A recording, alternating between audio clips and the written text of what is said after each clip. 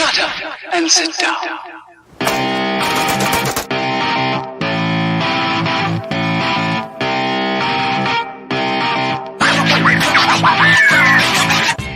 By all means, go for it. Have fun. Just leave me alone. People are coming together more and more and more and more as the government has been failing us more and more. I'm against being shitty to people. You can't research your way into understanding somebody. One way or another, I'd rather have the fight now.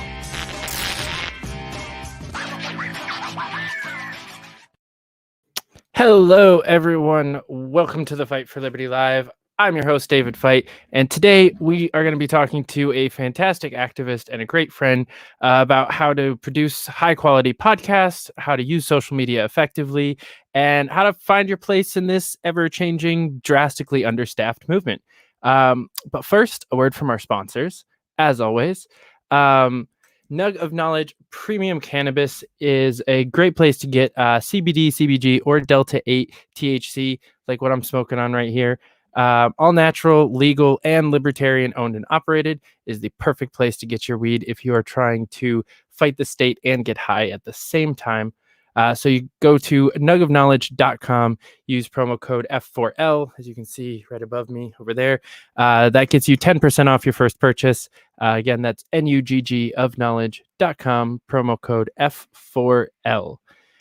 So today's guest is an awesome lady. She's the social media manager for Roman Shevchuk for governor and Sean Thorne for U.S. Senate, both in Alaska. She's also on Spike Cohen's social media team. She's the host of The Eskimo Show, co-host of The Cajun and Eskimo, From Bayous to Igloos, on Muddied Waters Media. She's also a producer on The Writer's Block, also on Muddied Waters Media. She is the Eskimo Libertarian. Nalik, thanks for coming on the show. Thanks for having me, and thanks for that great intro.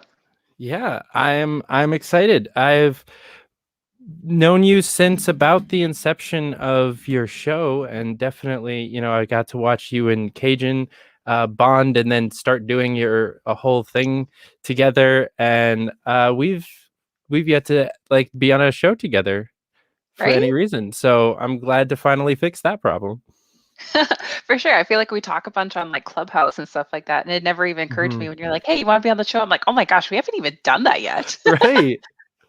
Also, you're the only person I've ever put someone's logo on the overlay, but just because it's such an awesome logo, I had to try to put it up in the corner there because it's just a badass logo. Oh, thank you.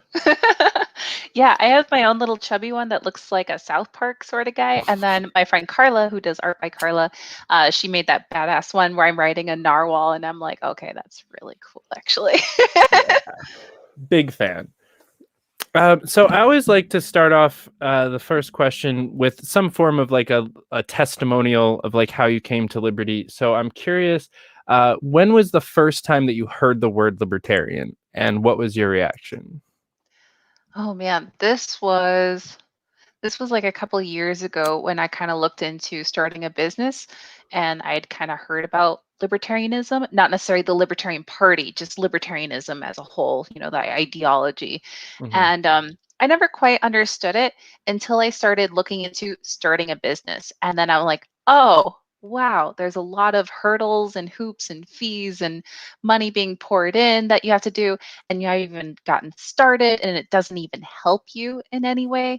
And I'm like, this is what the libertarians are talking about. So I kind of looked into that more. And then with the last presidential election, I heard about the Libertarian Party, and I saw that there was, a candidate, and I looked more and more into it, and I started advocating because I didn't want the two main candidates. I didn't want to vote for either one of them. I didn't feel comfortable doing that. And so when I saw that there was a libertarian candidate, I was like, okay, I can get behind this. And I looked at the platform, and I'm like, okay, yeah, I guess I've been a libertarian this whole time. I just didn't even know it.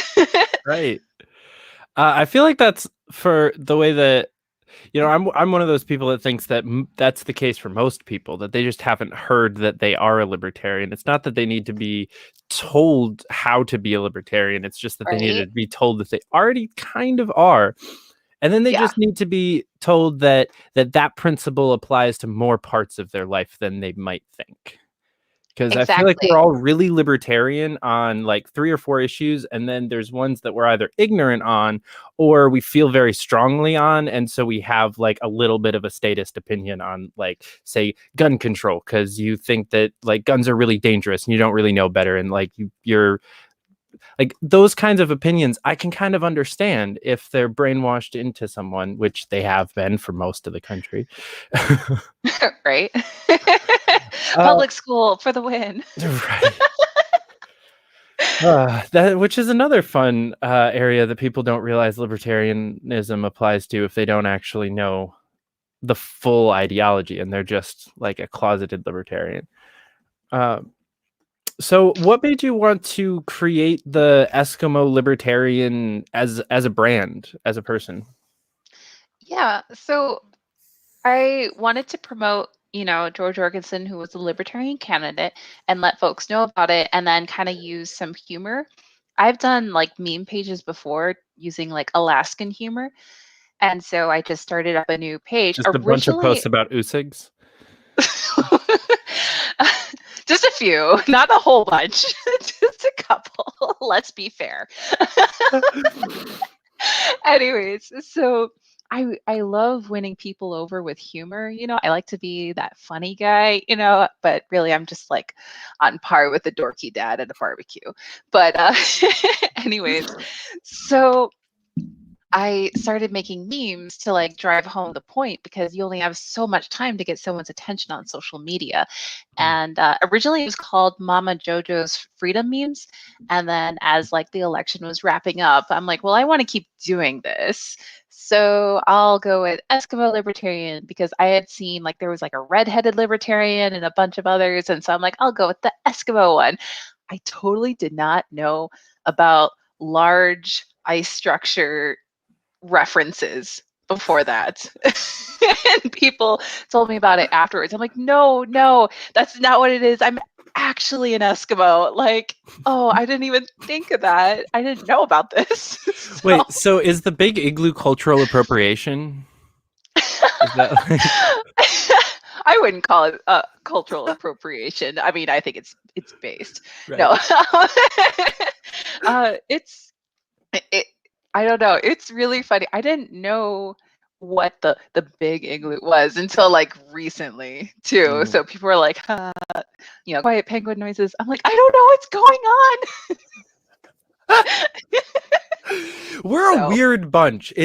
There's so much obscurity because we're such a like closely knit community, and I think you and Cajun now are like a really good example of some of this stuff. Like if someone were to just like dive into Liberty Twitter or Liberty Facebook for a little bit, they would just be blasted with a bunch of memes that are completely based off of obscure references that no one will understand.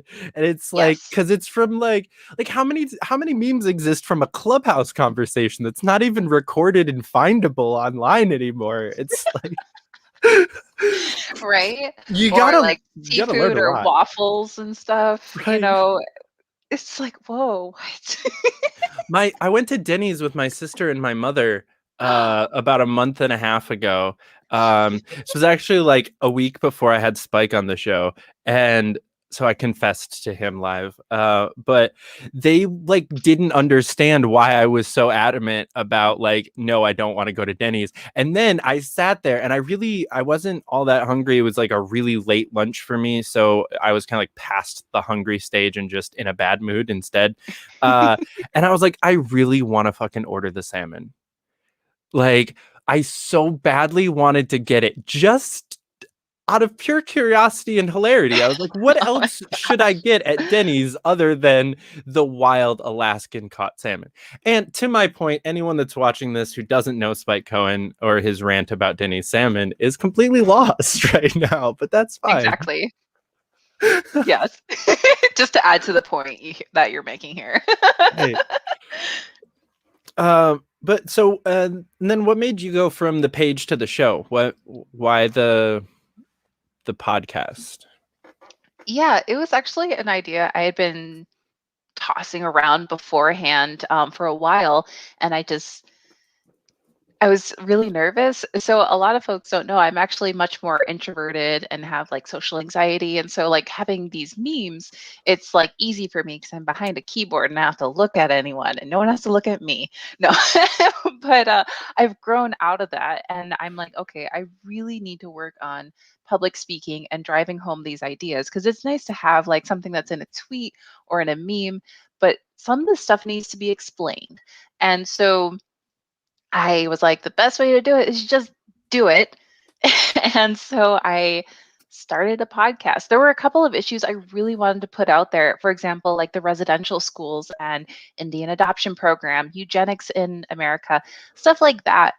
That I had the information, I just wasn't prepared to present it yet. So I did a couple of other issues, and then I finally had my big presentation about, we were children.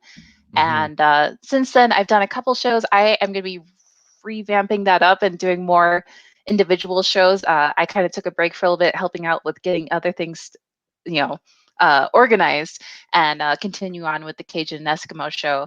But I've become much more comfortable talking. I mean, here I'm like, I'm not sweating. My heart rate isn't, like, oh my God, check my pulse. The very first time I did a podcast, I was just profusely sweating. Thank God I wore black and I wore a lot of deodorant. But I was like stressing out. And beforehand, I was like almost breathing into a bag. And I'm like talking to my husband, like, hon, I don't know if I could do this. And now it just comes out much more naturally and I can be funny and talking like this. And now I feel comfortable going to city hall meetings and talking there too. So just growing as a libertarian here. There we go. Any like specific things that you noticed or worked on that on other than just the practice to get yourself more comfortable with talking?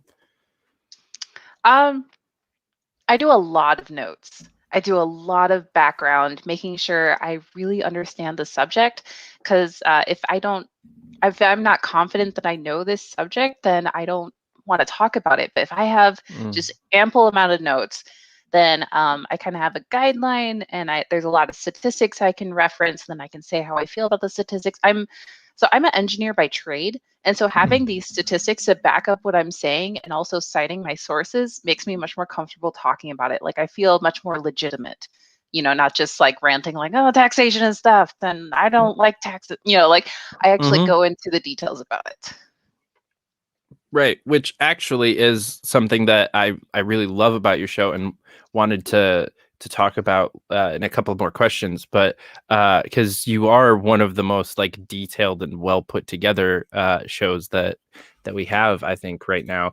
A lot of people when they start the podcast, and I'm a little bit hypocritical here because I actually went from a solo show into doing this now, but a lot of libertarian podcasts, it's just like a conversation show of like, I'm gonna have my friend on and we're just gonna shoot the shit, and that requires maybe like writing a couple of questions, maybe doing a little bit of research on the person, but it's very much the road most traveled and the easiest road, where you chose to go solo. And even when you do have like, you have the Cajun Eskimo show, but that's still also researched and with notes and like produced well, and it's not just like oh yeah, like you said, it's not just ranting about taxation is theft, and it Exactly. So how do you pick your topics? I try to keep things like most of my stuff is like local news, but I try to pick news that could use a libertarian solution and people can draw parallels from their own local government. So, for example, like at a city council meeting here, I've been covering that issue where they're trying to implement a mask ordinance in Anchorage, Alaska. I've actually gone and spoken, and talking about the issues with the ordinance and the enforcement. That's something that other people could apply to their local city hall meeting, like if their county, borough, parish, city, whatever, local government is implementing a mask ordinance, they can go forward and have these same talking points that I present. And In the end, they actually ended up passing it in the middle of the night. It was an emergency meeting, and they passed an emergency ordinance literally in the middle of the night within 25 minutes of declaring the meeting. So, I mean, sucks, but they're not going to enforce it. So it's like this was a big waste. So, yeah, just local stuff that can have a libertarian solution and other people can benefit from me presenting about it.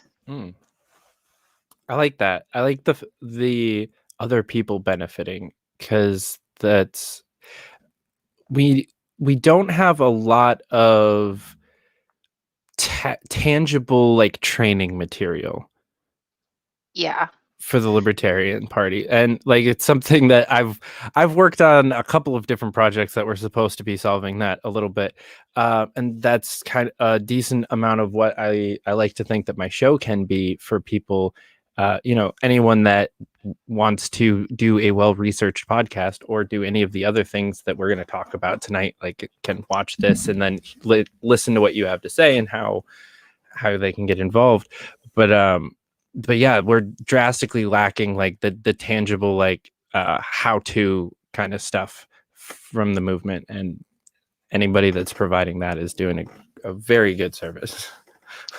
Yeah, for sure. Because, like, you can shout about all the injustices all you want, but if you don't provide an alternative solution, no one's going to really listen. And so, providing that alternative solution, maybe this person didn't actually think about this, and they're like, oh, maybe you're right. We should do that instead of like this authoritarian crap they were trying to push through. Right. So what goes into the research for the show? How do you pick your sources and decide, how deeply you want to go into the various topics? Yeah, so I read a couple of articles from local news areas. I actually know a few editors in the area, and I read like the characters involved. Sometimes I like Google or DuckDuckGo the person I'm talking about and see what other stuff that they've done in the past. I've even gone and directly read the ordinances, the laws, whatever, like the official documents themselves, and that stuff is dry. It is hard, but I go through and read it and highlight it because there's some things that people miss.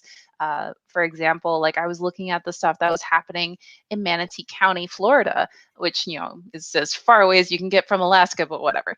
And they were trying to pass an abortion ordinance. At least that's kind of how they labeled it, but it was actually enforcement on people who helped others receive an abortion. So either gave them money, gave them a ride, performed the procedure, told them what to do, provided medication, anything.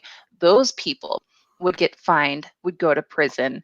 And but it was presented as we're outlawing abortion. No, you're finding a way to imprison and get money out of those that are helping women get medical care. So it's really important to like go through that really dry government paperwork. Oh my God. I mean, it's drier than Ben Shapiro's wife. I mean, it's bad. Ooh, that just happened. No, but it's important. It's not like sexy and fun like memes, but it's important. I feel like more people need to be looking into this stuff. Yeah. When I first started the show and I was still doing the solo show, I did at least one segment every show that was like a legislative deep dive where I would go into a bill that was being discussed or unfortunately not being discussed in Congress. And some of those, like I read the entirety of the CARES Act, which was like like like that was not fun. Kudos though.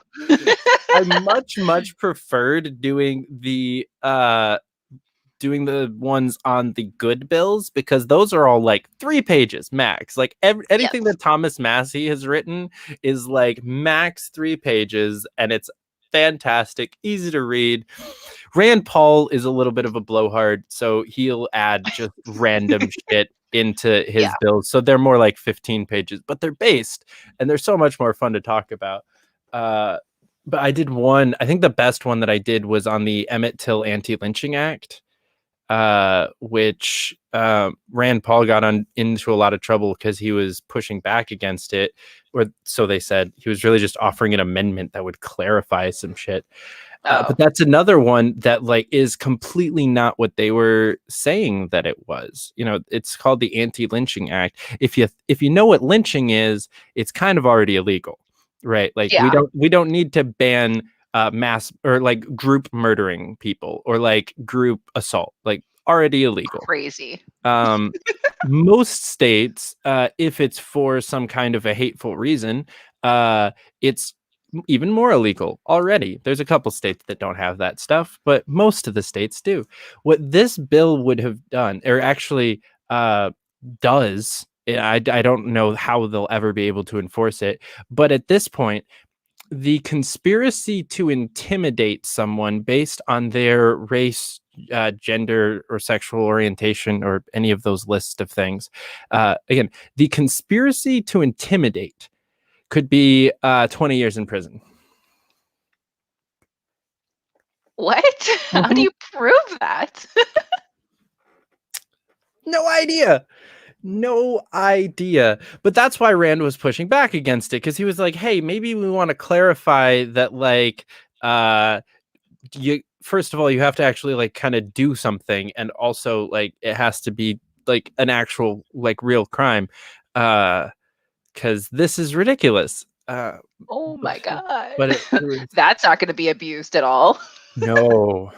But also, for the record, it only if it's on the grounds of like one of those like racist, sexist, whatever kind of a thing, like only if it's a hate crime. So the like conspiracy to intimidate people based on their political orientation, that's not illegal.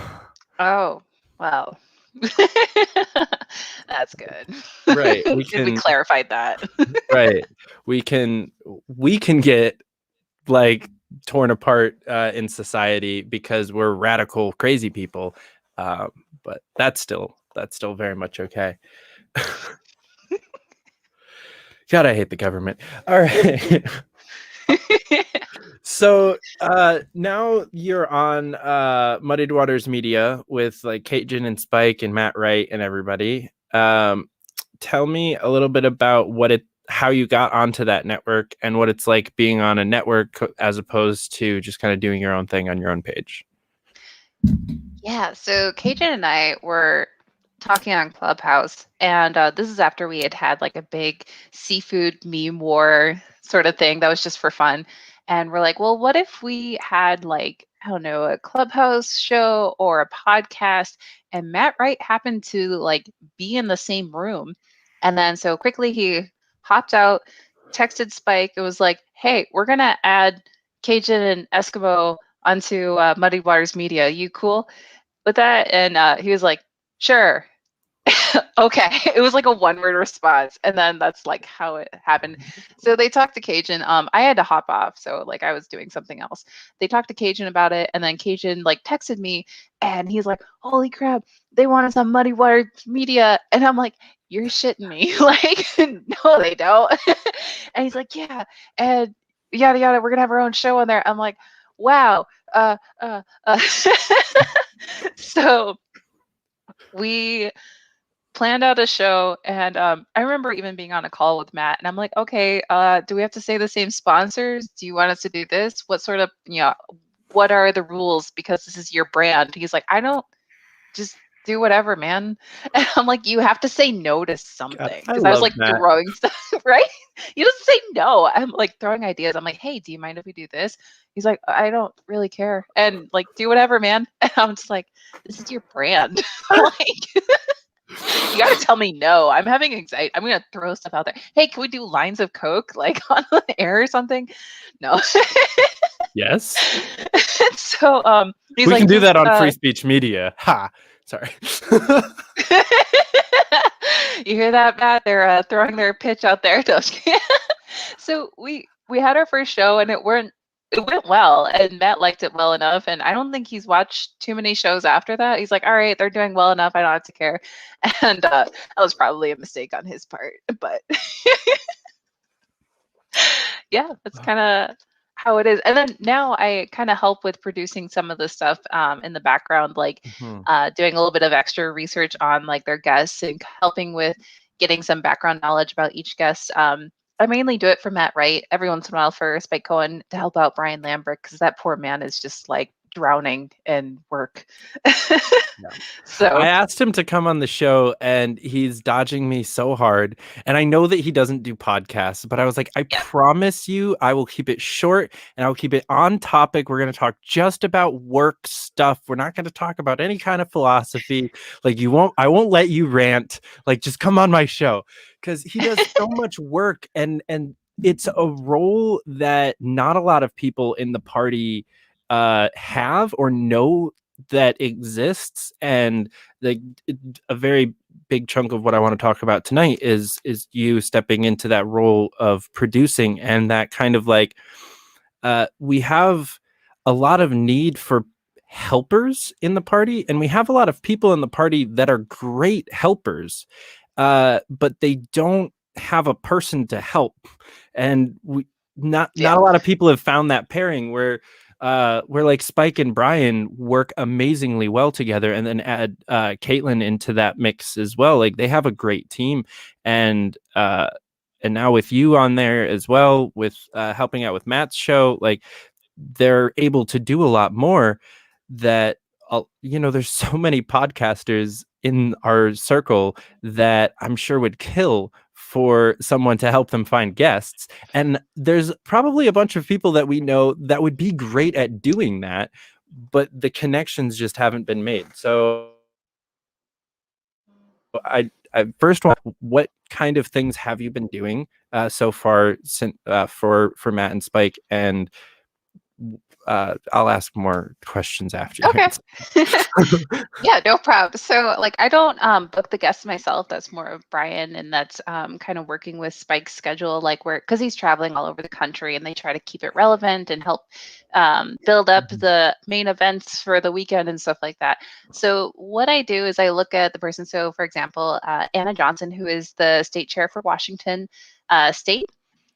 She was on Matt Wright's show. So I was kind of looking at like, well, what sort of stuff are they doing? I saw that they were getting petitions for a certain bill. I saw that they, have different committees and that they're building the state party. And so I was asking questions specifically, like, how are they building the state party? They have this thing called like the Love Committee. And I thought that was kind of funny. And I put that in there, like, what is the Love Committee? And it's pretty much like a welcoming committee to the Libertarian Party in Washington. They call it the Love Committee. I think it's super cute. That's and, awesome. Yeah, it's super wholesome, and I love that wholesome stuff. Like, oh. I'm gonna make a motion at our state committee meeting next weekend that we create a love committee. Yes, it's so great. It's so just wholesome, and because a lot of the stuff with like libertarianism can be very intimidating. There's like shit posting and some of the stuff like legalize heroin. It's like, whoa, okay, let's like ease people into this, guys. Like, so just, sorry. Like, right. So some of the stuff can be very startling if you don't know the reasoning and build up to it, So having a nice little welcoming, hey, here's some hot cocoa. So this is what libertarianism is, So anyways, so I kind of look up stuff like, what are they doing? What are they going to do this weekend? And like, what are some of the projects they're working on? And I really want to promote these ideas so that, like, for example, other states can adapt them as well, or other groups, affiliates, or something like that. And that's kind of just what we've been working on lately. Another one is like, we had Carol Roth on for Spike Cohen, and she actually recently wrote a book, The War on Small Business. And so we talked about that and like, what is the war on small business? What is happening that is, killing off small businesses? Because like, there's a lot of libertarians that own small businesses, or they want to own a small business. And so trying to keep it relevant to the audience like that. So that's kind of what I do. Nice. Yeah, that is so, like, I can say, as someone that does I try to do a fairly, like, well researched and written out, like, interview type show. That's not an easy task. That's a chunk of my week every week. And this week I have 3 shows because I just had a bunch of people that were like, well, I can't do next month, but I can do not quite, but yeah, I was trying to schedule out, like, basically the rest of the year, and instead I have like 10 episodes in the next 3 weeks, and it's gonna be fun. Have fun. I'm very proud of myself that I've done a lot of the work ahead of time. Like, I have questions written out for I at least have like 2 or 3 questions for all of those episodes. So Okay. I'm like, That's we're good. we're pacing ahead of the schedule. Perfect. Yeah. But it's important to be able to dig those things up, because otherwise it's a very, like, surface level conversation, and you don't actually get to get into the real things. If he didn't know about the love committee, then he wouldn't have been able to have the conversation about why they have the love committee and get into that, because and I've been lucky that a lot of my recent guests are people that I consider friends, and so I don't have to get to know you, like, for the first 20 minutes of the show at all. Like, I already know a lot of what you do, and I can ask more detailed questions. But when you're interviewing basically strangers, it's weird. It's like a really weird Right. thing to try to, like, and then if it is well researched, then I feel like it's even weirder, because then you're, like, asking almost personal questions, and it's like, I shouldn't know this about you. Why do you use this brand of toothbrush? Hey, Colgate, bro? Really? Like, What the hell? Use bamboo. Okay, be considerate. oh my god. And so when I started the show, I did a lot of, like, I watched a lot of, like, how to podcast and, like, tips on, like, interviewing and stuff like that things. And speaking of Brian Lamprecht, Oh, thanks, Brian. we were just talking about you. Yeah. So yeah, I was watching a bunch of things, and a lot of it encouraged, like, researching your guest well. And my first couple guests were, like, friends of mine, or, like, my, like, county chairs in New York State, people that I, like, considered good acquaintances or so. And I'm like, Mhm. how do you research a nobody? Like, there's nothing out there to find out about these people. Like, try to research me online. Like, the only thing that you're going to be able to find is that I owned 2 companies and I ran for office, and everything about Fight for Liberty. That's the only thing that you can find, which is probably more than the average person. Like, the 2 companies is weird for a 24-year-old, but yeah, it was a struggle. I was like, how am I supposed? I was just, like, scrolling through their Facebook feeds for, like, back, like, months, and I'm like, I'm just stalking these people. That's all this is. This isn't Accidentally research. like a picture from 7th grade. I No. should have done that on purpose, just to freak these guys out. Yes. Yes. And do a lot of them, just all in a row. Like, okay. Like, whoa, bro, what are you doing? That really does sound like the kind of thing I would do. That's actually kind of funny that you mentioned about Googling someone. I actually Googled Eskimo Libertarian. This is just a total side story. And I saw this really old quote. Well, not really old. It's from 2016. And it's DeSantis talking about libertarianism and how, like, putting it into practice is like trying to find a mythical creature like a centaur or Eskimo. And I was like, what? Does DeSantis think Eskimos are mythical creatures? Like the governor of Florida, DeSantis? Yeah. What? Yeah.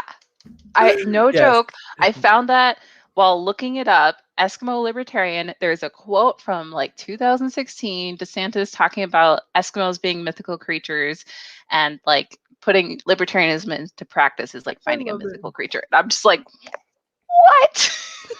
And I hold a grudge against him ever since. For good reason, but that's hilarious. He's an idiot. Did you see the Democrats like anti Ron DeSantis ad that they put out like 2 weeks ago? No, I haven't. Okay, this is probably my favorite like work of political propaganda I've ever seen. It makes Ron DeSantis look like the most based libertarian motherfucker ever. It's awesome. Like, it is so counterproductive because it is just awesome. It's supposed to be a negative ad, and like the first the setup is like everyone's on an airplane and an announcement goes over and it's like, we are now entering Florida airspace. Please watch like it's like a warning video about like that you're now in Florida. And it's like, please remove your masks and watch the TV or something like that. And then like letters go across the TV and it's like, in a land with no rules. And I'm like, I'm already loving this. Can they run my commercial? Like, it was so awesome. And I'm gonna have to look that up. It so oversold the quote unquote freedom that exists in Florida that's barely existent. It's like, oh, they have a little less tyranny than the rest of us. It's not like some bastion of freedom, but they painted it Florida as some like anarchy wasteland. And I'm like, I wish. Oh my God. I love how bad the Democrats are at politics. It cracks me up every year. Every time I think of Florida, I think of like someone on bath salts trying to eat my face. Like that's the image that first comes to mind when I think of Florida. I had avoided the state for most of my adult life. I went back for the first time this year. I went down there for the Young Americans for Liberty convention. I mean, I enjoyed it. It was fun, but it was hilarious to me that I saw more masks there than I do in New York, in upstate New York, I should say. But like people would assume, like, because people don't understand how New York works, people would just be like, oh, you live in a commie hellhole. There's probably masks everywhere. And it's like, actually, I haven't really seen masks since like June of last year. Actually. Well, actually. Meanwhile, I'm in Alaska and I'm like, what's a mask? Is that like a ski mask? Is it cold out? Like, does this count? Like, yeah, you guys never had a statewide mask mandate, did you? no, we haven't had any statewide. I don't know. If we did have statewide stuff, no one complied. I live out in like what's called the Matsu Valley. It's not in Anchorage. Anchorage is like a northern Seattle. So like Anchorage does its own thing. It's almost like if you look at Illinois and you're like, Chicago is not Illinois. The rest of Illinois is Illinois. Chicago is Chicago. That's kind of what we have up here. Anchorage is Anchorage. And then you have the rest of Alaska. And so like when stuff first hit, like a lot of people like went out to their cabins. We're like, all right, well, I'm just gonna leave society for a while, while you guys are all figuring this stuff out. And like we didn't have the virus for a while. Like we were just watching the hellhole of like the lower 48, just chaos and everything. And we're just like, wow, that sucks. And then it came up here and we're like, oh well, yeah, this sucks. But so we haven't really done much. We just played outside more. In fact, like I remember lockdowns hit and like the trails were just packed. And I was just like, well, great. Now people know my fun spots. Like I love hiking this. I'm not even going to say it on this podcast because someone's going to find them. No, but we would go to like our normal trails and like they were just absolutely packed with people that like don't normally go onto trails. And I'm like, you shouldn't be dressed like that for this trail. You're not going to last very long. So Yeah, Yes. that was something that I noticed here. So my house is actually it used to be a farmhouse on an apple orchard, and so there's about 400 acres worth of an apple orchard that goes both behind my house and then across the street from it. We only own an acre because we just have the house, and what's behind my house got turned into like privately owned public like hiking and biking trails. And it has been packed since like February of last year because it's just like as soon as we couldn't go to the mall, like everyone was just fucking packed. They actually had to like cut down trees and extend the parking lot so more people could be there because it was causing problems. People were like parked along the side of the road for like a Oh wow. while. I'm like, I was happy to see it. Like, it's good that people are getting outside. If more people had taken that approach to COVID, we would be in a lot better of a situation. But too many Oh, people. my end kind of cut out for a second. Oh, can you hear me now? Are you able to see me now? Yeah. Okay, it like cut out for There. a second. Sorry. I You're have good. that crappy Alaska internet. Like we rely on dog sleds and shit. Yeah, It carries a signal by eagle. That's okay. Technical difficulties are a continual part of the Fight for Liberty show.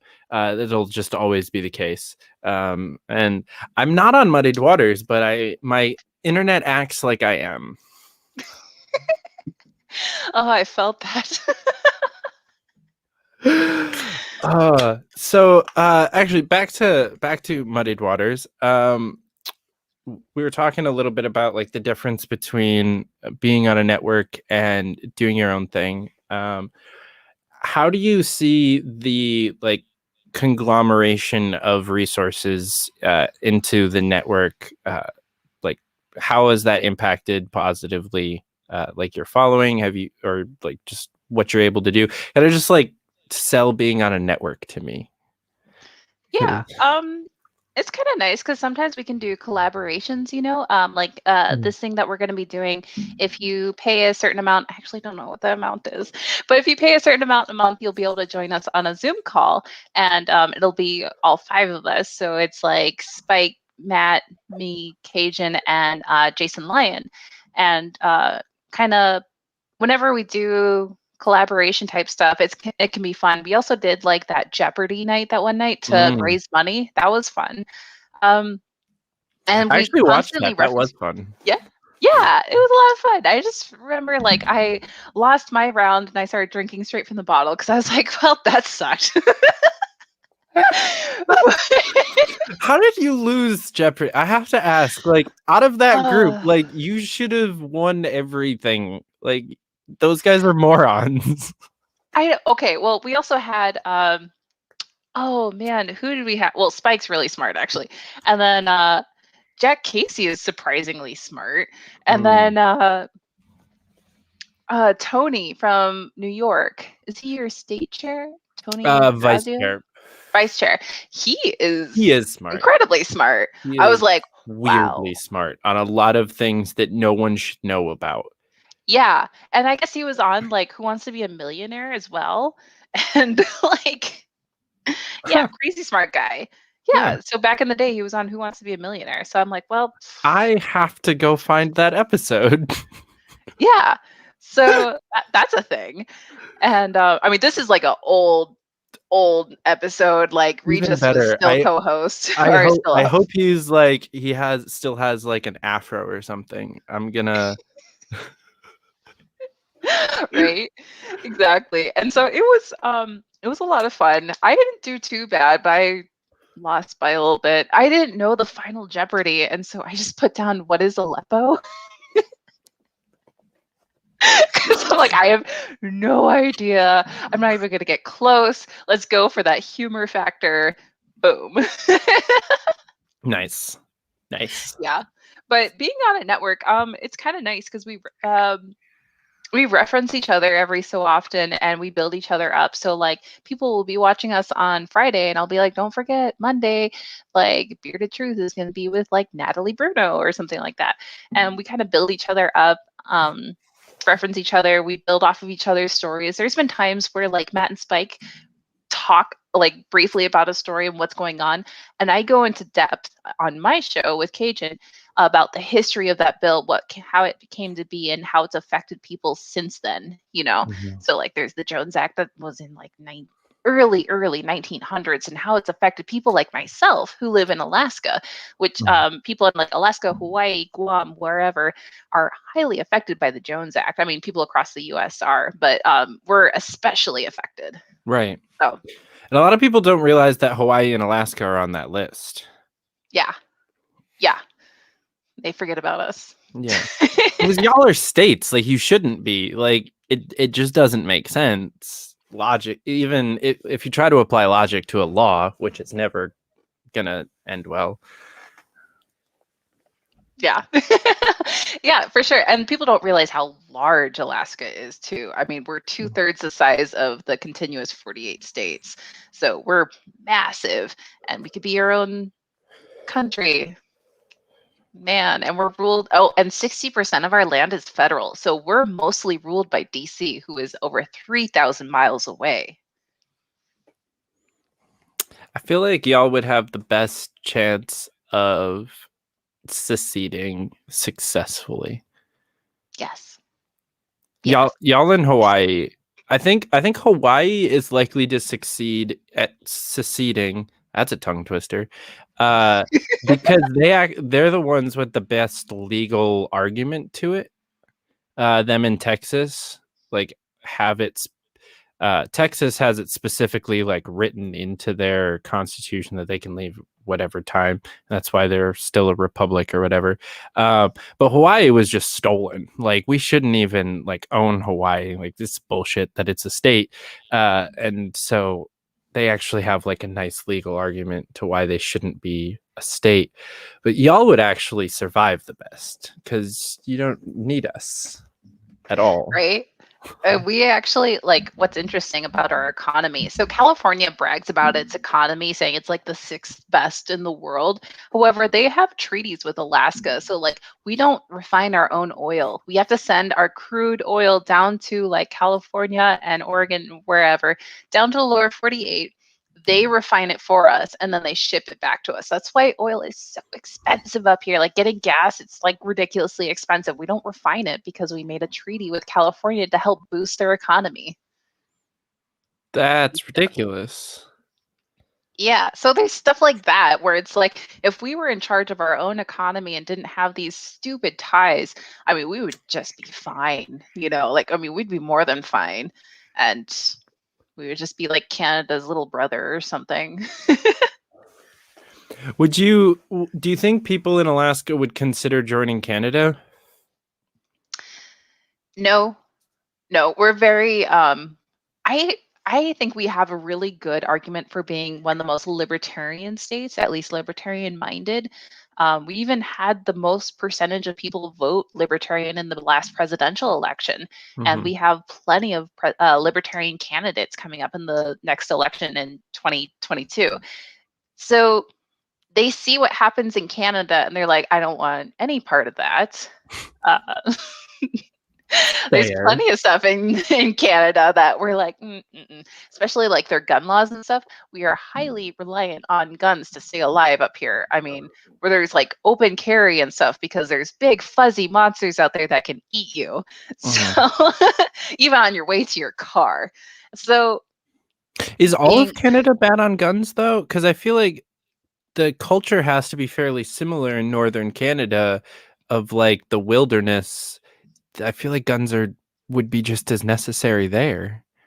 You would think. So places like BC, they're ruled by, what is the big city in BC? It's totally leaving my brain right now. Not Vancouver. British Columbia. Anyways, I think Vancouver is in British Columbia. Might be. Anyways, in southern British Columbia, it has that big city there, and they recently made a law. I don't know, they've made multiple laws, and it's pretty much not helped people in the northern regions of Canada. So, for example, like you can't. They've highly restricted like polar bear hunting and bear hunting, like significantly reduced it, if not completely eliminated it, to the point that the government now hires hunters. So they take taxpayers to go to these areas and thin out like the aggressive and scary bears that normally hunters were already taking care of. So they took away hunting, which people were paying to do. And now they're taking taxpayer money and they're hiring guides to go and get troublesome bears. And like the bear population is exploding and they're like, what do we do? And it's like, you created this mess. So I don't know. It a lot of times like laws in Canada are just as clueless as like laws in California and stuff. And even though we have a lot of the same trials and whatnot and issues that we battle against, I mean, the way they approach it, there's too many people in the southern areas that don't have the harshness of the north. Mm-hmm. Victoria, thank you for that. We got our question answered. Okay. Yeah, I hate Canada, or I don't hate Canada. I used to love Canada, and then I had made a bunch of friends up there that told me about how Canada really was, and I was like, why? Like they really are like, they tried to do what we were doing, and then they did it so much worse in so many ways. And then there's just like a couple things that they did better than us that annoys me. Like I do think that they have a better healthcare system than we do. And that's because they tried a different approach and it actually worked. And we tried to do something very terrible. Whatever we did to our healthcare system, it was dumb. Great. I don't even know, like there isn't like a system that we tried to put into place. Like there isn't like any authors that wrote books on like a way to do something, and then we were like, yeah, let's do that thing. We just fucked it all up. Where at least Canada was like, we're gonna try single payer, like socialized healthcare with a robust free market on the side, and go. And then they did it, and then it kind of actually worked ish. Not great.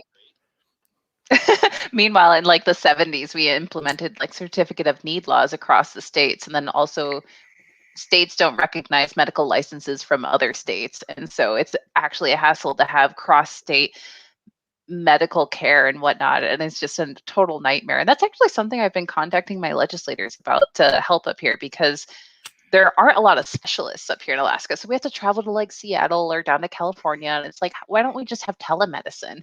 You know, we have people out in the villages, but it's legislative BS that we're fighting against. Isn't it always? Yeah. Yeah, so I'm currently reading The Law by Frederick Bastiat. Thank you to Justin O'Donnell for he had a contest on his show that I won and got a box of books that included that, and like nice. and the Fed by Ron Paul.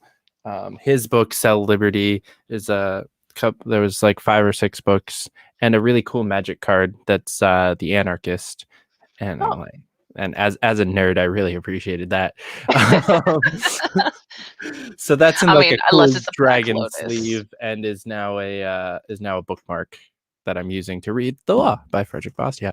But he talks about basically like the whole concept of the book is that as soon as you try to start fixing things with more laws, you're fucked. Like he could have just written that on a page and been done, but it's like a full like 75 pages. But it's sense. all just to say that it's just like, stop fucking making laws, you idiots, because it doesn't work. Right. Exactly.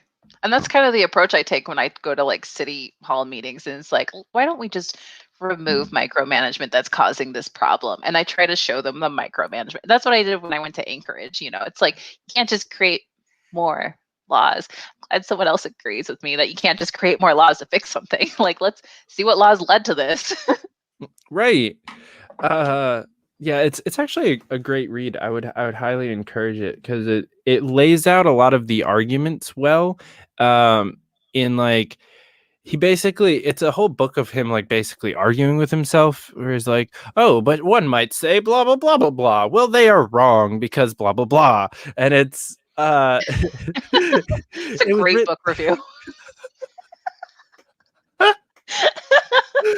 I should just I should start a whole other show where I just review books and it's just like that. But it's fairly old. It was written in like 1850, I believe, something like that. And but it's still but he's also French, so it's during their more tumultuous times, and so he's writing very critically of socialism, which me, as someone who's very sympathetic to like left libertarians and like anarcho-communists and syndicalists and like that group of people, and I hate the like hatred for socialism that we have now, I have to like take into account he's talking about a specific group of socialists who were awful, and they were big government socialists, and like everything he's saying about them is accurate of the people he's talking about. But it sounds like your average like ANCAP libertarian just like ranting about the socialists are evil. For sure. Yeah. And I totally get the like appealing to like the left libertarians. I feel like sometimes I do that and then people like get upset about that. Like, I thought you're a libertarian. I'm like, this is still libertarian. Because like I'll talk about like civil liberties and social issues, especially like, pertaining to indigenous folks. And then people get upset about that. And it's like, no, like I say the word systemic racism and people are like, I thought you were a libertarian. I'm like, I am. What part is not libertarian to you? Like, you're just a liberal. I'm like, classical liberal?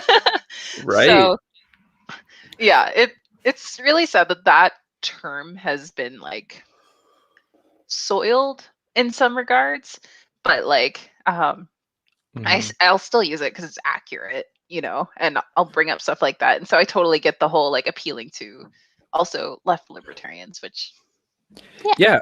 I like a lot of my friends are that, and I've always been somewhat sympathetic to, because I was brought in under the Gary Johnson campaign, and so like one of the first definitions of libertarianism that I ever heard, even though I hate it now because it's corny, is like socially liberal, fiscally conservative, right? Like that was probably the first actual definition of libertarianism that I heard.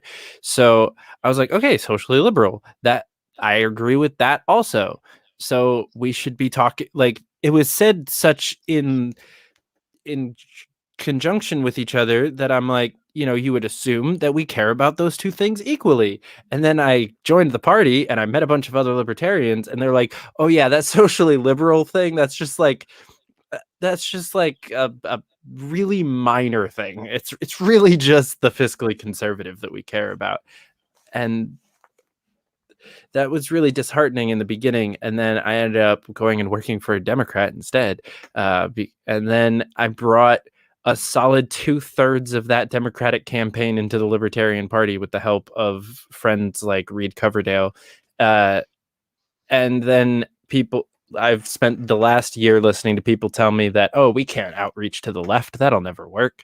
Those Democrats don't like us. They'll never see the light.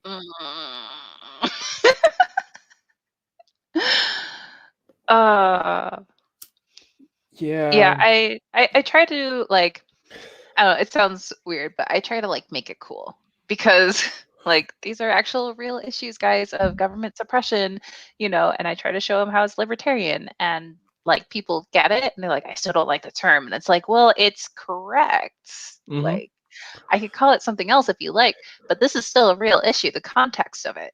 So yeah, I didn't quite understand like what left libertarian was until I was more involved in the libertarian movement.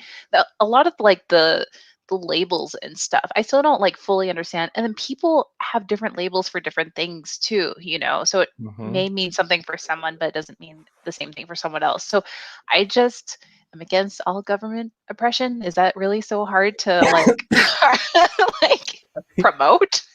You know, so No, you it's have like exactly what kind of government oppression you're most against, and then identify almost singularly with that one issue, even as a libertarian. That's how we do things here. right. So you Yeah. touched on, like, my main like grievance as of late is all of these blatantly subjective terms that people use as if they're like everyone agrees on like a Webster dictionary definition of it. It's like capitalism or socialism or communism or free market or libertarian or anarchist, or all of these things have like 5,000 different possible meanings. There's the people that use the word capitalist as a good thing. There's people that use it as a bad thing. And those people always are disagreeing on what capitalism is. Like, Right, always. exactly. They are not disagreeing on what's good and what's bad, because most of the time people agree on that shit. Like, no one likes that Jeff Bezos has so much money and treats his employees like shit. No one. There's not a single person with a soul in their heart that's like, yeah, good for him. Fuck those warehouse workers. They deserve to piss their pants. Like, bathroom breaks are for pussies. Like, if you're like that, okay, like maybe there's like a 5% of the population that's like that. But for the most part, no one's like that. And yet every person that's like in the radical left, like ranting against capitalism, they think that people who are pro-capitalists or like ANCAPs or like proudly right-wingers are those people. They just assume that. And then everyone on the right assumes that if you're on the left, you have to be like a Marxist, Leninist, communist who wants to not only dismantle like the family and like gender and society and everything and put us all into concentration camps and into breadlines. Like, not everyone left of center is like that, right? So they're just talking past each other consistently. For sure. And this actually recently happened on my page. I made a meme talking about how Fauci is linked to experiments done on animals that could be considered animal cruelty, and it is animal cruelty, not considered, it is animal cruelty. And Shit's I fucked up. actually oh yeah, if you look at the details, it's more than just puppies. I mean, it goes it's really bad. And I had made a meme about it, bringing awareness to it. And they're like, oh, so now you're like talking about animal cruelty because it's convenient for you for likes. And I'm like, okay, I've never been for torturing puppies. Like, do I really need to say that? Like, the average person doesn't approve of torturing puppies. Well, it's not politically convenient to say that. Like, and not only that, I have been promoting like environmentalism and like going against animal cruelty for over a year besides that, but just to like gatekeep like that, like, oh, it's only convenient for you to be aware of this now. And it's like, well, I didn't know he was connected to these experiments, and I've always been against torturing puppies, so I don't know what you're trying to say here. Yeah. We just found out that someone was torturing puppies. It just happens to also be someone that we hate. Double win. Like, fuck off. I saw so many different bullshit narratives about that, because I saw a bunch of people that were mad. Like I'm annoyed by the fact that this is probably how it's going to work out. Like, he's going to go down for this and not for all the other bullshit, right? Same thing they did to Cuomo. Like, he killed 100,000 people, but he went down for sexual harassment. Sexual harassment is bad. Like, he should go down for that. And so, like, even those of us that really were mad about the 100,000 people, because like you should be mad about that. Like, we still, like, most of us were okay with him also going down for the sexual harassment, but it's annoying because he's not going to actually get in trouble for the main thing that he did. Same with Fauci. But that doesn't mean we shouldn't be talking about this. Like, if this is the way that Fauci is going to go down, then let's take, like, we have an opening. We have a clear, obvious opening where everyone with a soul can say, hey, that's horrible. And you're okay with that. You need to go. And like, we have a way to get the left on board with taking down Anthony Fauci. Go for it. And there's so many people that are butthurt about this, and for some unknown reason. And there's like, I've seen like 4 or 5 different angles of like libertarians being mad about this. And I'm like, why? Yeah, who is for torturing puppies? I mean, like, Anthony okay, actually, Fauci. I don't want to. Yeah, right. And then there was also like, did you hear about experiments where they were using acid to burn away a part of the brain for monkeys that like suppresses fear, and so they were feeling all of the fear, and they were putting images of like spiders in front of them, stuff like that. Yeah, or there it is. Yeah, like crazy shit, like that. And there's plenty of stuff and undeniable evidence, and so it's just like, it's not because it's convenient, it's because it's actually happening. Like, yeah. And that I've been one, saying stuff about it all the time. the acid thing, that one scares me more than I care about the monkeys, to be perfectly honest with you. That one, like, what they were trying to figure out by doing that, like, if they were successful in their research, we have a problem. like they clearly, what that thing was is they were trying to figure out how to trauma and chemically induce panic in humans. That's not a good thing for the government to know how to do. Like, right? Yeah, it's absolutely insane that you would be approaching this sort of like, I would love to see the theory and like the actual type up of the proposal for an experiment like that, because there's how did that get approved? Who saw this? It was like, yeah, we should experiment that. No, that. Yeah. And as someone who's done a fair amount of research, not a lot, admittedly, as much as maybe I could have, but I've done a lot of looking into back when acid was legal-ish, and we were doing science on it. We did some fucked up shit back then, and we've pretty much continued to do fucked up shit with acid even after it was made illegal. But it's just been a lot less. There's a really wonderful Drunk History episode where they talk about an experiment where they injected acid into dolphins to try to get them to speak English. What? Oh my god! This sounds like a Babylon Bee article. It's not. It's real history. It's wonderful. God. Actually, probably my favorite Drunk History episode. It's with Duncan Trussell is the guest on it, and who's a fucking awesome comedian. And yeah, it is a wonderful thing. But also, as someone who's done acid, and I actually am going to do acid tonight after the show is over, like, I also know what incorrect use of psychedelics can actually do to people. And I know that they have for a long time been trying to figure out how to use this to basically just either torture people into submission or brainwash people. Like the CIA has been using acid for decades to try to, and there's evidence that it's some of these like catastrophes that have caused a bunch of legislation. A lot of them were done by people that the CIA tortured with acid.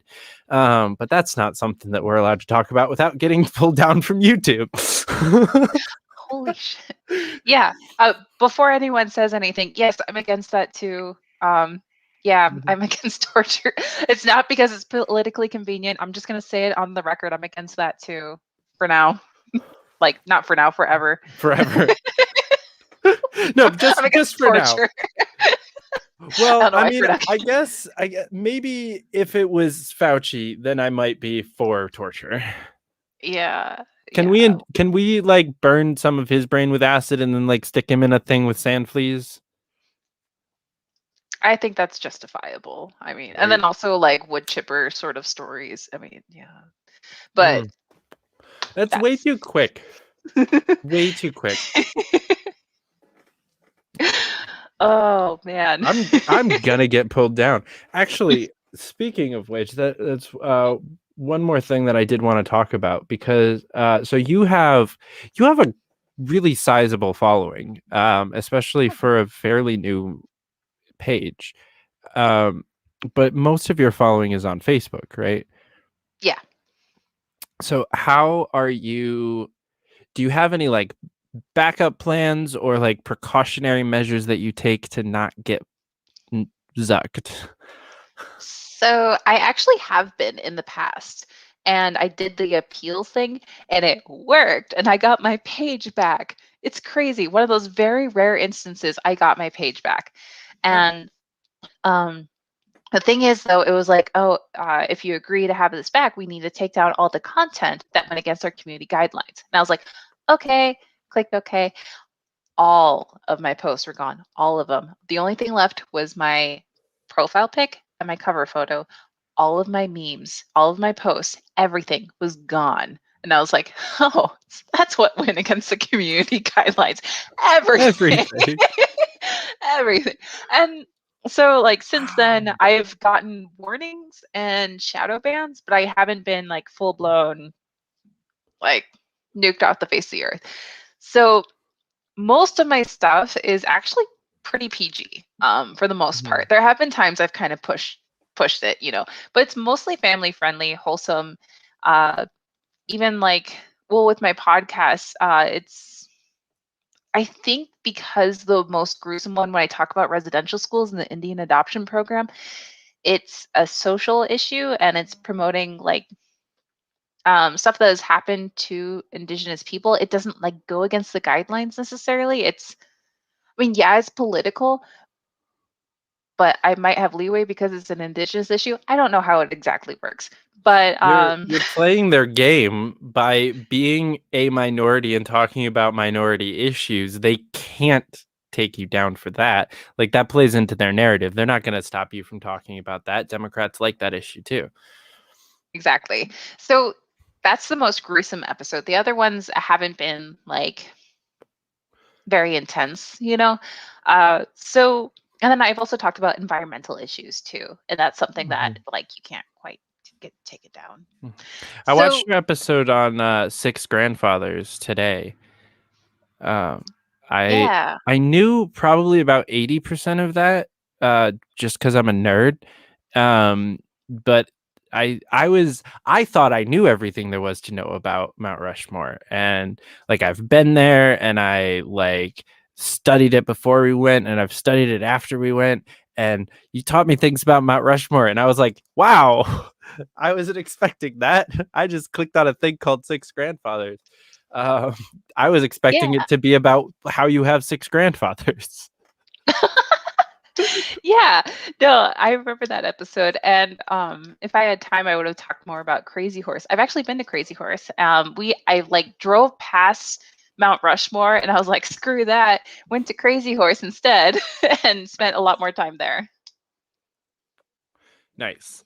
I do like because at the beginning, I noticed you mentioned that it was just after Freedom Fest, which was there, and I know this wasn't intentional, but because I'm like this, I just saw it as so a bunch of libertarians went to this place recently and they had a bunch of fun, and then here's why it's fucked up. And it's like just like a mini shit on Freedom Fest, and I was like, nice. That may or may not have been the point of the podcast, but I'm not going to say for sure. No, when I saw that people were going to Mount Rushmore, I'm like, no, go to Crazy Horse. And like they went to Mount Rushmore. I'm like, why? That would have been awesome. We should have planned like an anti-Freedom Fest at Crazy Horse, and just like had all the same speakers, but just like at different times so that they could do both, and just like even cooler speakers that weren't Republican dipshits. Maybe wouldn't have made jokes about murdering trans people in the opening night. Oh my God, I didn't know about that one. Jesus. Oh yeah, JP Sears in like basically the first like thing to my knowledge. I wasn't there, so I could be wrong about that part, but I watched the video. I I did watch like more of it. I didn't just watch the snippet, but it was like his first joke, and I was like, oh, so this is gonna be a fun one. Oh. Yikes. Yeah. I'm This still is- mad it's at Mount Rushmore though. More. Just kidding. 6 grandfathers, damn it. Yeah. There's a couple of stories about that event that make me very much dislike multiple people, and most of those things I can't talk about on the air. So moving on. Perfect. So back to the the social media stuff, because I have been terrified since the beginning about the possibility of getting sucked, even though I've gotten like a 3-day ban on Facebook and like a 24-hour ban on Twitter for 2 separate things. The Facebook one was a dumb like shit post from like 5 years ago, and the Twitter was because I told Hillary Clinton to go suicide another pedo friend of hers. And Based. yeah. But I understand why the algorithm was like, because I said go suicide. Like I was using it as a verb, like in like the the Hillary Clinton suicide thing, but like I understand why the algorithm didn't understand phrasing there. So I'm not even mad about that. I'm like, yeah, I kind of deserved that. You don't say go suicide. Now I've said it 4 times, but luckily YouTube's not as bad as Twitter. But my best friend Reed just got banned from Twitter like 2 days ago. And he was about to break like 19,000 followers, which on Twitter is a sizable number, and fairly quickly gained. And yeah, just gone, because he was joking around with some friends that were. It was actually like spoof accounts of him and another guy that they had like face swapped and then made an account for like each of their like alter egos of like the terrifying photos, like absolutely horrifying.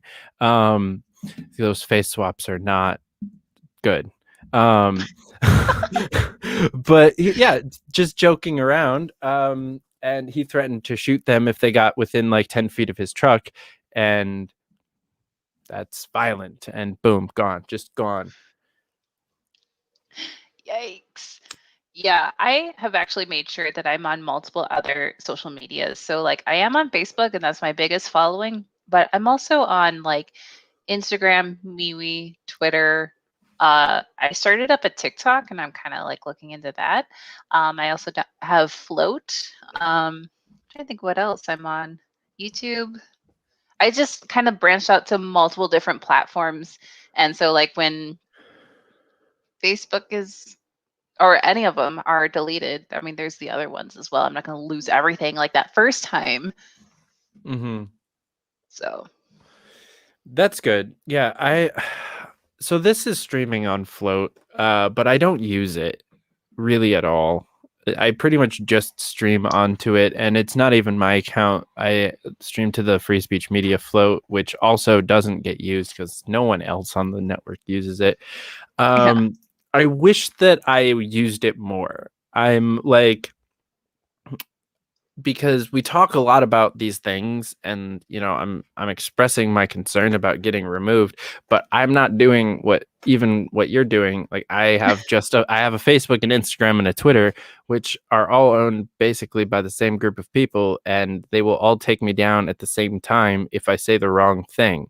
Like eventually the fact that I have said enough anti-vax things on my show is eventually just going to get me taken down from almost everything that I'm on. Even if I stop talking about it, just the fact that I had episodes on that are going to get me taken down within the next few months. And I have no backup plan. Yeah, I've thought about that too, because I don't know. I mean, if it happens, it happens. I do my best to kind of play by the rules, but still I try to promote libertarianism, and it's not as much shit posting. It's very like PG and like good little.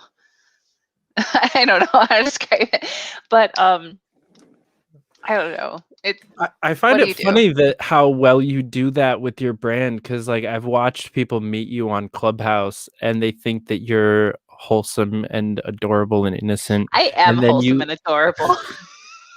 but you're not innocent. Like you join in. We can stop the podcast right here. I am wholesome and adorable. You are wholesome and adorable, but you make jokes, and I watch people that have like never interacted with you except for like on Facebook go like, "Oh my gosh!" Touch their pearls. Call the Pope. I mean, I did it. The first time you made like any sexual joke on Clubhouse, I was like, I hope my mom's not watching this. We're like an hour and 20 minutes in. Most people have probably stopped watching by now. No, I'm we'll wholesome wrap and up here adorable. They're watching. Yeah. Oh my gosh. But yes, I know what you're talking about. Yes, I do say things, or I say something like kind of, if I was shit posting, I would say this, and they're like, based, and they want to tweet that. I'm like, you could tweet that, but I'm not going to tweet that. Oh, Elizabeth is watching. Yay.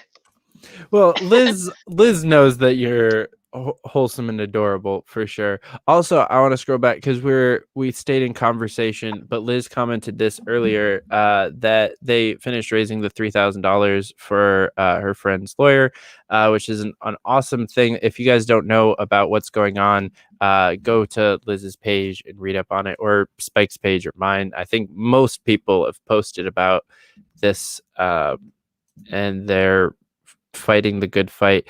Like you were talking about earlier about like a lot of this shit is local, and a lot of it is just about showing up, and Liz is showing up and it's awesome. Yeah, for sure. I mean, the most tyrannical sort of stuff, I mean, you can fight at the local level. Some of the stuff that's passed through is just, it would churn your stomach if you saw what they were passing through. Or it's something stupid like you can't paint your shed, or you can't collect rainwater, something stupid. And they're enforcing it, and it was passed because no one was paying attention.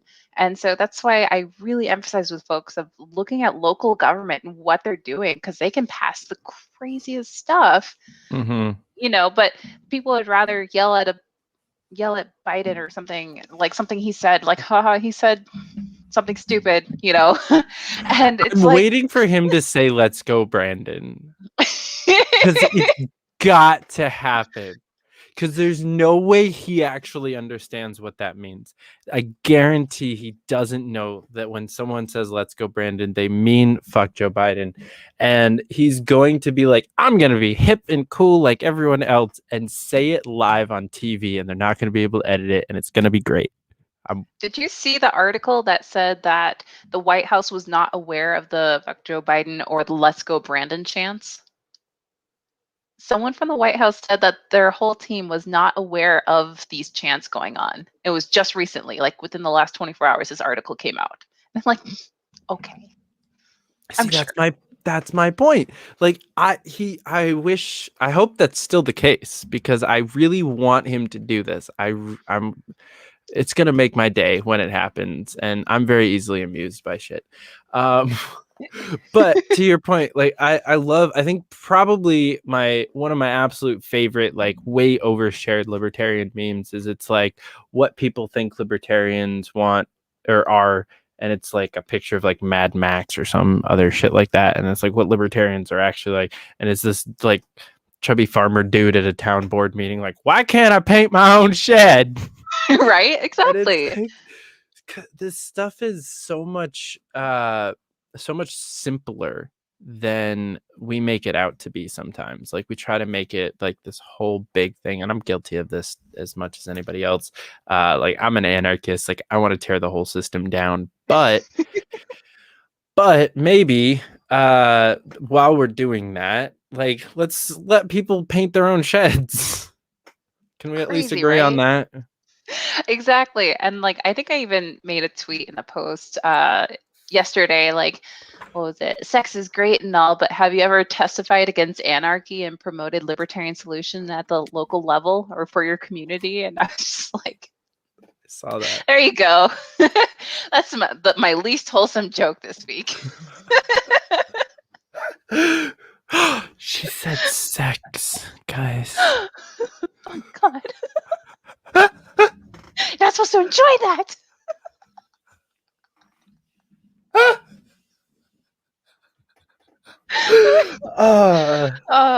So wholesome, innocent, and adorable. All like. So before we wrap up, tell people how they can find you, how they can follow you, Muddied Waters Media, your show with Cajun, everything. How can people get involved with the Senate or gubernatorial campaign? Go. Yeah. So real quick, the gubernatorial campaign that is actually just about to be announced. I mean, they've kind of announced that they've filed paperwork and everything, but that is for Roman Shevchuk.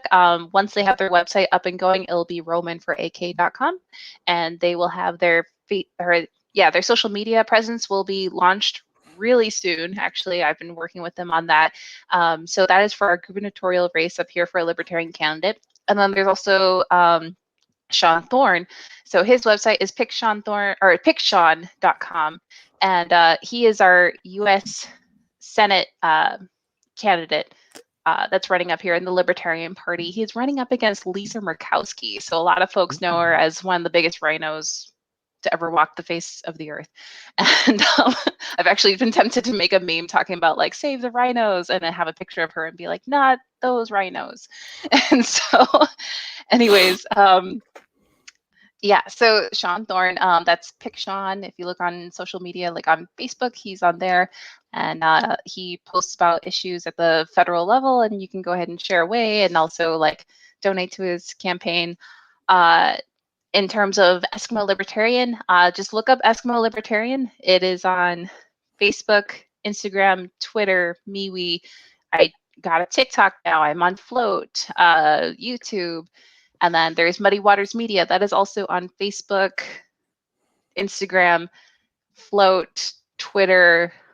Just look up Muddy Waters Media. And we're on there. And we stream our show, Cajun and Eskimo, onto Muddied Waters Media. Oh, and we're also on Anchor FM and anywhere you can get your podcasts. So that is where you can get all that stuff. And when is the show with Cajun? Yeah, that show is on Fridays. Let's see, it's 5:30 Alaska time, so 6:30 Pacific, 7:30 Mountain, 8:30 Central, 9:30 Eastern.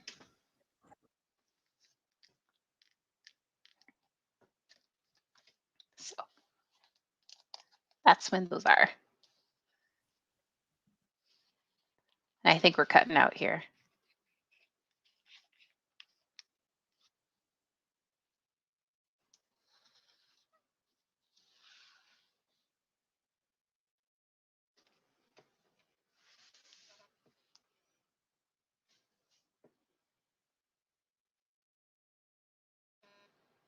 Oops.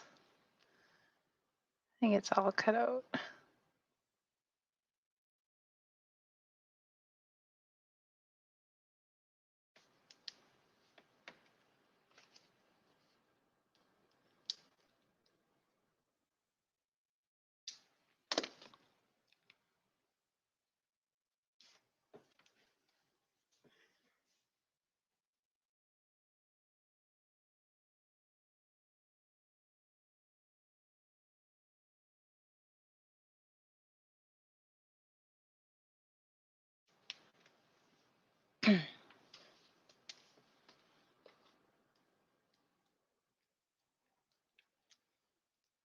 Well, it shows that I'm on the screen, but yeah. I wish I could see the comments. I can't hear anything though.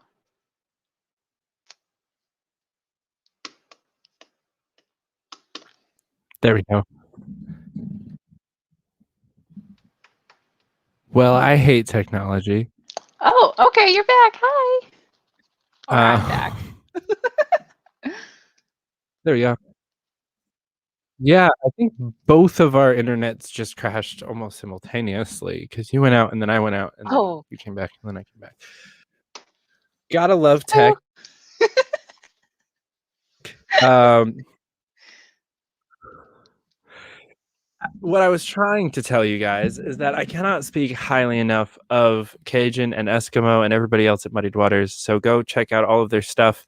Go watch it all. Don't watch another episode of this show until you've watched everything that Muddied Waters has ever done. What? Holy Just kidding. That's going to take you 6 weeks. Even if you never stop watching shows, Matt and Spike have been going for so long. They're like, I don't realize all the time that they're like OGs at this. Like, I just found out about Spike after yeah, that's crazy. I didn't start watching podcasts at all until like last year. Like, or I guess like late 2019, I started watching Joe Rogan and I was like, oh, podcasts are cool. And that's it. That's the only podcast that I watched for forever. Right. I just finished the best trilogy of podcast episodes I've ever watched. Russell Brand's podcast with Jordan Peterson as a guest. He's done 3 episodes with him, and I've watched all 3 of them in the last 72 hours. And they are just 3 of the most like mind-bending, awesome meeting of the minds conversations. And it's really clear because at the beginning of the 3rd one, Russell makes a comment about that like it's always a great time talking to you or something like that. Just like some pleasant nicety. And, Jordan says that he's like, I think that our talks are well received because it's clear that we're both coming to this conversation hoping to leave smarter than we came. Yeah. And it's like, yeah, that's really evident and that's really awesome and really rare. And it's they're talking about like all sorts of different things and they're all over the place. And I love both of them. I disagree with them both on stuff. But it's funny because I agreed with one on basically everything. So I was just flipping back and forth between Team Russell and Team Jordan, and it was great episodes. I don't remember why I was talking about awesome podcasts. Because Muddy Waters Media, and they've been doing it for a while, and you're recently watching podcasts. Yeah. Right. Thank you. Trains of thought just go off. But yeah, so go back and watch like 5-year-old episodes of Spike, like before he became. Actually, he's the same. He's exactly the same. It's fun. I have gone back and watched old stuff. He's the same exact dork. Nalik, thank you so much for coming on. This was great. Thanks for having me. I loved being on here, and yeah, this is so much fun. Guys, thank you so much for watching. Come back tomorrow night at 9 p.m. We're going to be talking to Killian Hobbs from Being Libertarian. So we're going to talk about with that. Next week, we've got I made a post about all my guests. Go check them all out. We'll catch you back here next time. Until then, keep up the fight. Hey fighters, thanks for watching. Don't forget to follow, subscribe, and support the fight by going to linktree/Fight for Liberty.